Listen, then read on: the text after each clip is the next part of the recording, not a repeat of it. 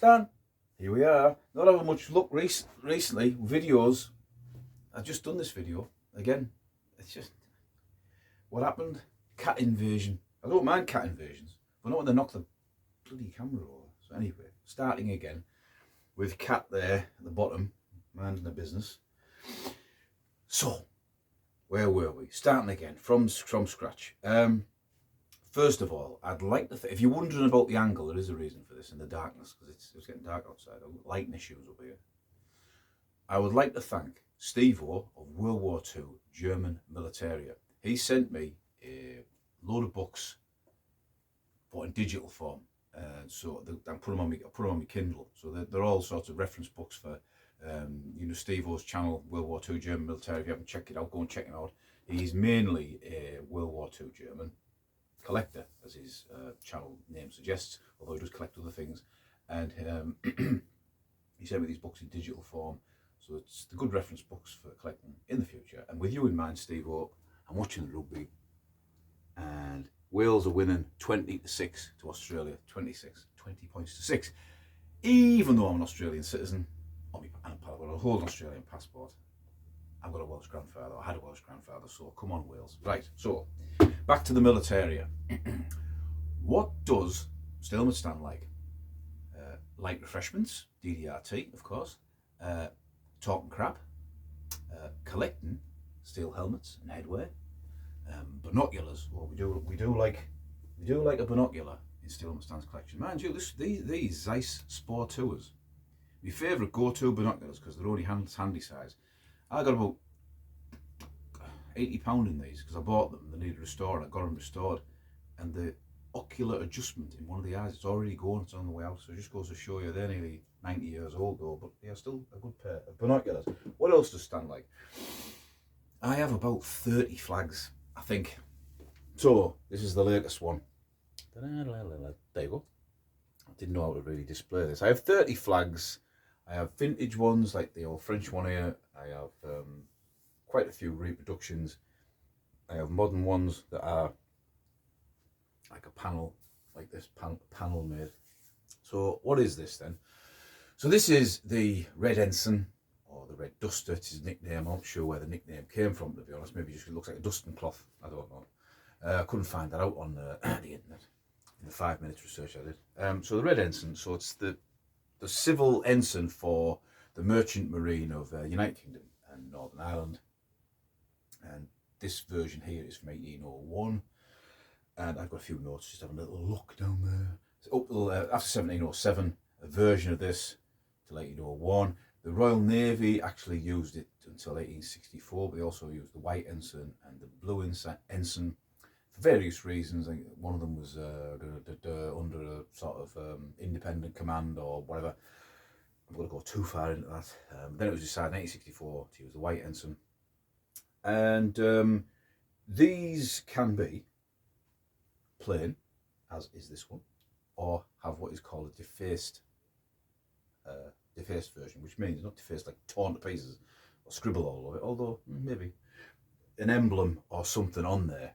Now, so the British organisations that have used this over the years with an emblem are Trinity House, like the Lighthouse people, the RNLI, check the rugby and the cat, RNLI, and look at my notes again, sorry, various yacht clubs. There you go, I knew I'd get it in the end.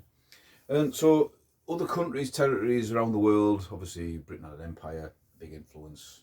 Bermuda, Gibraltar, Isle of Man, some are used as land flags, some are used as for ships. The USA used a version of this throughout their time, their history as well.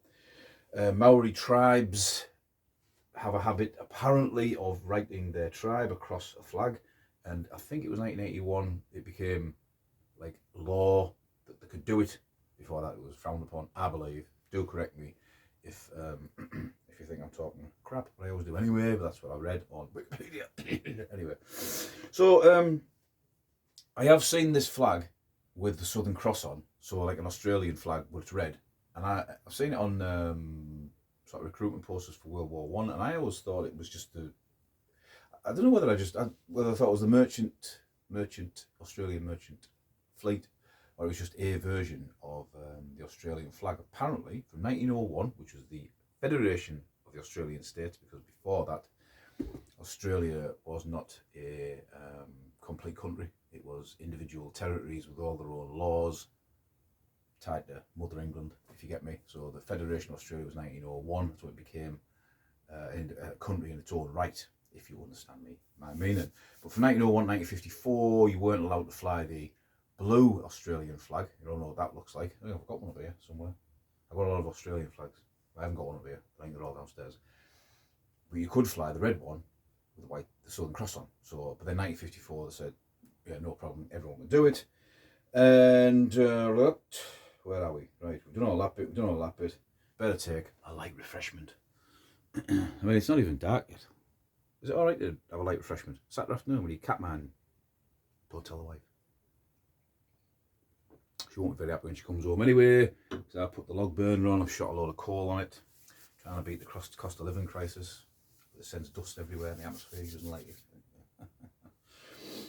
Right, so Canada. The Canadians up till 1965 used this version of this flag with a coat of arms down here, and various states or territories, I'm not sure what they are in Canada, they still to this day use this flag with their emblem of their state on, maple leaf, after 1965.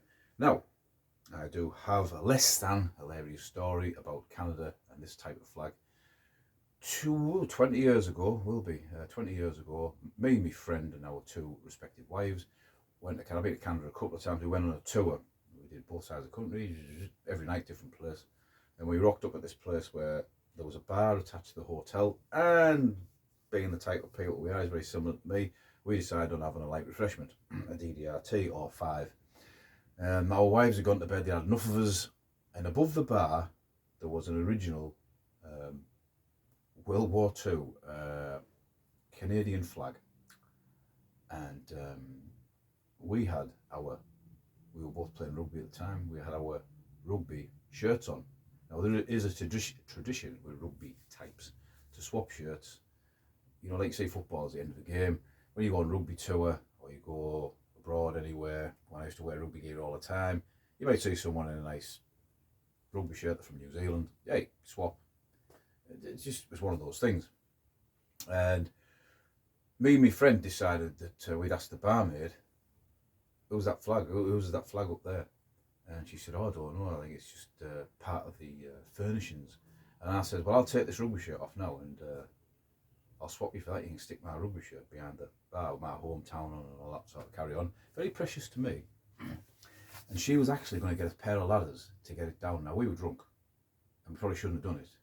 But just as she was going to get it down, the owner came in, and he nearly bust a vein in his head. He really nearly had a freak out that was quite an expensive item. And the barmaid nearly gave it to us for the old crappy rugby shirt on my back. I didn't know. I thought it was like I didn't know it was a privately owned bar. I thought it was some sort of multinational company that owned it, you know what I mean? So anyway, I didn't get it. So, enough of my stupid stories and me nearly getting filled in Canada. Right, so the story of this one, I contacted a couple of my mates that I'm in touch with on YouTube, fellow collectors, to ask them their opinions on what they thought it could be, might be. And it brick wall time, basically, because there's not enough information on the flag to sort of identify it. It was advertised on eBay as possibly World War II. I'm going to hold this up to the camera. That is 2YE, that is all that's on it. And it's in that top corner. I will show you. And it's quite a old style sort of writing. I don't know whether, maybe I should turn that light on.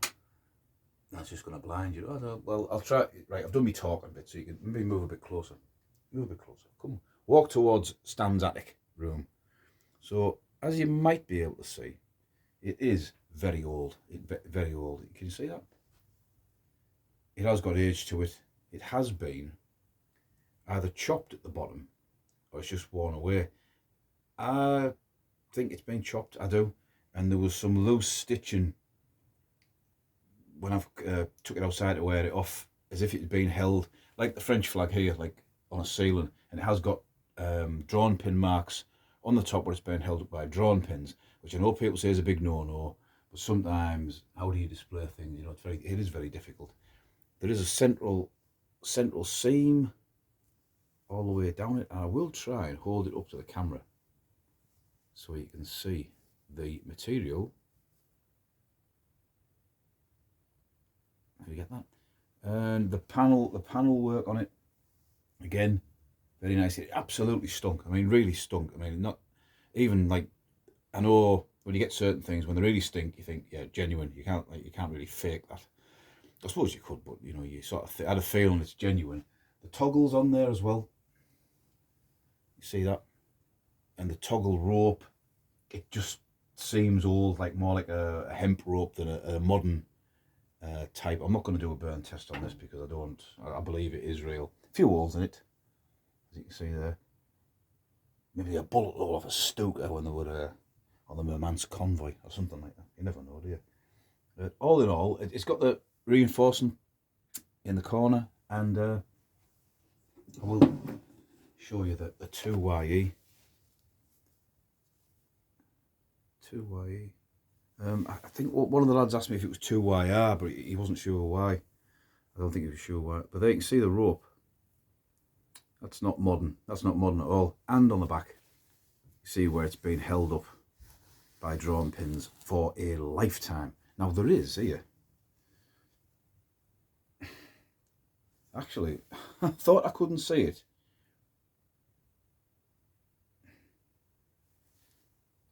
There is something there. It says something too, I think. Does that say 1942?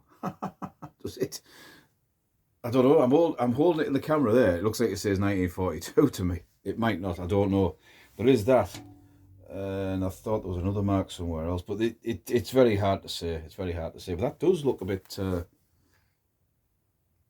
like 19 something, doesn't it? So anyway, I'll put it back up. So we'll just wind the video down. Yeah, so I'm quite happy with that, and I really step you back. You don't see my double chin, ugly face, big nose. I'm really happy with it, and for various reasons. I do like flags, but I like getting them cheap as well. And I mean, I will never rule out buying anything. You know, if you have the money, which I haven't got, but if I did have the money, if I won the lottery, we still understands military parade. I'd have all sorts, you know. But just being a working person, you've got to sort of cut your cloth, turn that off, to cut your cloth to suit. And I saw this on eBay, and it was advertised as Red Duster Merchant Navy. And no one, you get a feeling, a sixth sense, don't you, for things on eBay. I certainly do. And I just thought, no one's watching that. 12 quid. I got it for £12 plus £3 postage. And the sad thing is, it's a bit like this French flag here. I hung the French flag in the man cave for a year. I got a sunburn mark on it, where it's faded it. And that is really old. You just tell. And this is really old. And if I'd thought it was just